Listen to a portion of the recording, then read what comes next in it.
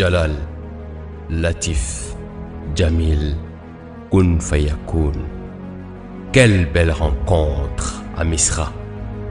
Né sous le nom de Sherpa, de Sokhna Bint Fall et de Abdullahi Kaderba, le 10 avril 1983, le fils de Bint Fall s'était fait remarquer tant à l'école française, au lycée André Pétavin de Saint-Louis, en passant par l'école primaire au Clair, qu'à l'école coranique de la Dhara de Thiernos Mansour.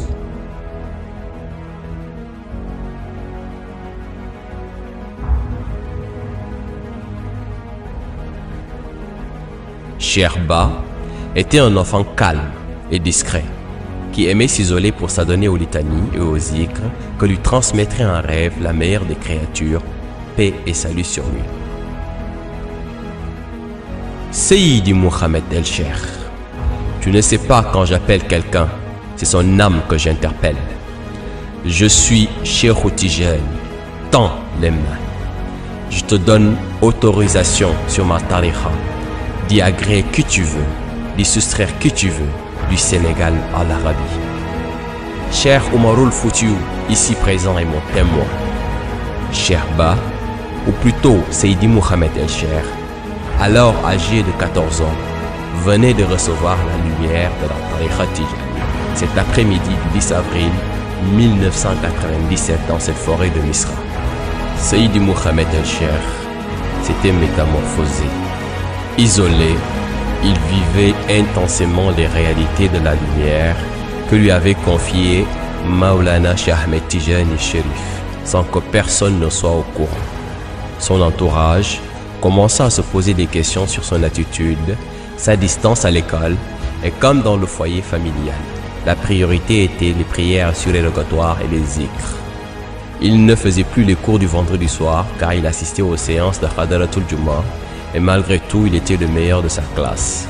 Il animait les débats islamiques qui éblouissaient son auditoire dans la Jamaoul Ibadur Rahma, dont il appartenait sans partager leur idéologie et qui ont fini par lui reconnaître son attachement inconditionnel à la sunna pure du prophète sallallahu alayhi wa sallam.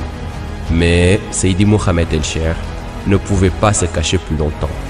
La fréquentation de Jamiul Masjid Nour, la mosquée de Cheikh El-Haji Rawan Jain, allait être un tournant déterminant, car son secret fut percé par Cheikh Djibril Diagne de Grand News, qui finit par être son disciple et son ami.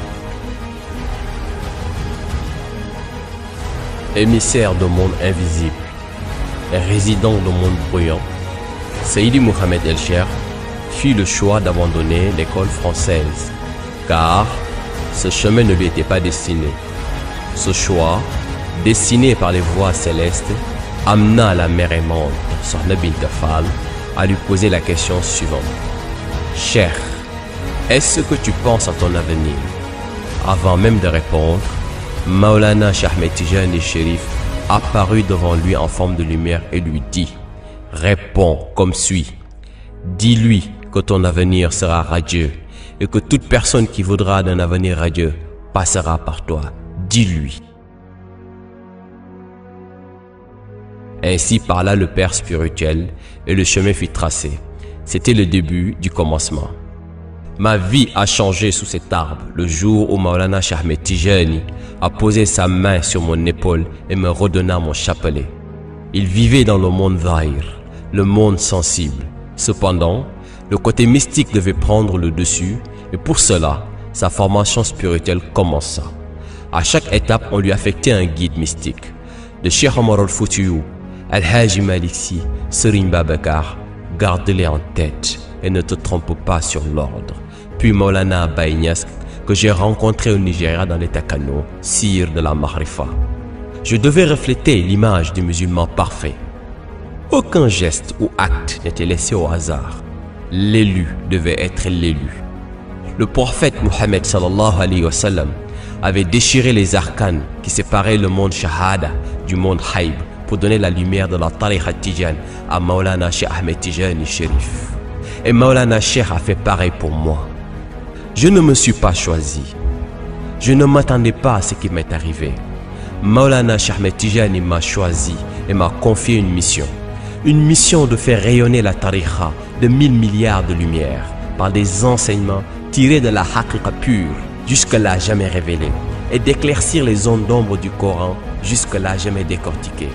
De ce fait, toute âme qui est prise de lumière, qui entend le discours, s'y reconnaît et s'y adhère forcément.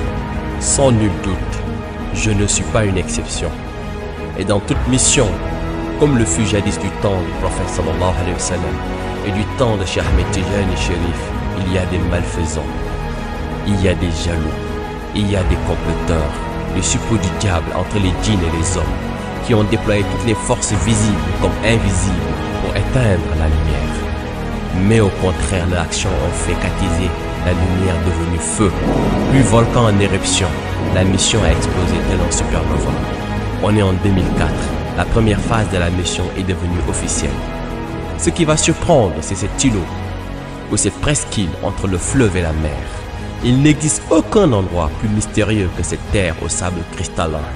Tous les saints de l'islam l'ont survolé, un sol qui ne pouvait ne pas faire partie de la mission sainte, car des milliards d'années avant même l'avènement des hommes, cette terre fut inaugurée par une séance de wazifa, dirigée par le messager d'Allah, paix et salut sur lui, accompagné de Maulana Cheikh Ahmed Tijani, radiyallahu anhu, et de Khutb al-Ahtab al-Kébir. En 2009, il reçut l'instruction de révéler la cité des Lumières, Médina Cheikh. La construction de la cité débuta avec une détermination hors pair. Aucun arrêt dans les travaux. On travaillait tard dans la nuit avec les ablutions toujours renouvelées, toujours humides. Quelle abnégation! Certes, les instructions de Maulana Cheikh Ahmed Tijani, qui supervise chaque centimètre du chantier, devaient être respectées à la lettre. C'est en 2012 que les 22 anges qui assuraient la garde furent relevés par des nawamis. À leur tête, Nouria Ilou. Vous ne rêvez pas, c'est bien Nouria Ilou. Vous avez certainement dû croiser son nom dans les litanies du Kanzu. Médina Cheikh, la résidence de Cheikh Ahmed Tijani, la terre de grâce, la métropole des Lumières vue le jour, suivie quelques années plus tard par la Zawiya, sortie de terre comme pour matérialiser le sentiment d'une lumière en apogée. Elle est tellement intense, personne ne peut nier l'évidence. Seydi Mohamed El Cheikh a prouvé qu'il est bel et bien le récipiendaire de la lumière de la Tariqatul Haq. Il en est le responsable et le législateur.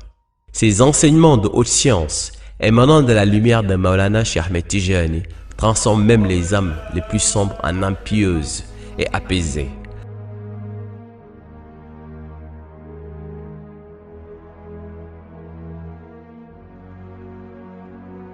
Tournée sur tournée, de Dakar à Rosso, de Saint-Louis à Kaolack, inépuisable comme un guerrier assoiffé de bataille, il se déplace vers les populations pour leur apporter les réalités vraies de l'islam.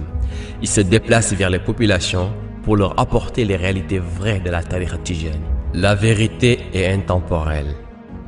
Depuis l'âge de 14 ans, à ses 35 ans aujourd'hui, il s'est écoulé 21 années et le discours est toujours identique. Tel un halo de lumière qui entoure la terre et fait déferler les disciples de Maulana Cheikh Ahmed Tijani vers cette source intarissable, au point de nommer des représentants dans toutes les régions du Sénégal, de la Côte d'Ivoire aux Amériques. Sa réalité est celle de la Tijaniya, celle de la religion islamique. Je mènerai cette mission contre vent et marée. La victoire sera éclatante, toujours éclatante, et cela jusqu'en 2075.